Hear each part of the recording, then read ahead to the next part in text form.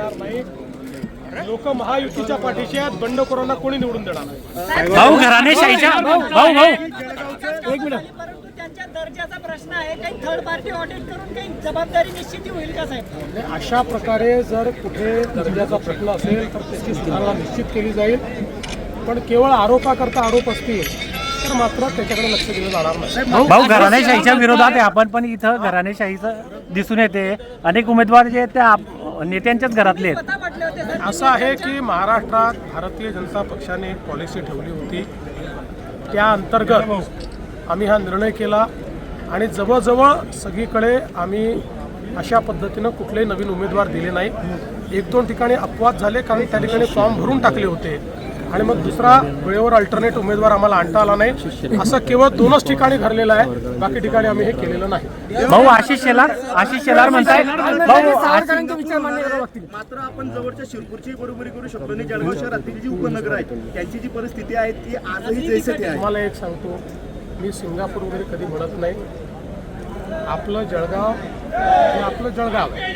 आपली संस्कृती वेगळी आहे. जे काही घडलं जळगावमध्ये ते आमच्या काळातच घडलं आहे आणि पुढच्या 5 वर्षामध्ये विकसित जळगाव आपल्याला करायचं.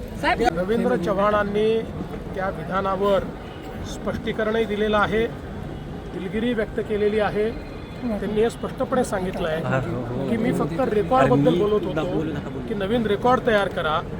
बाकी विलासरावच्या बद्दल या महाराष्ट्रात पक्षविरहित सर्वांना आदर आहे. त्यामुळे विलासरावच्या स्मृती कोणी पुसणार नाही, कोणी पुसू शकत नाही. आम्हाला सगळ्यांना आदर आहे.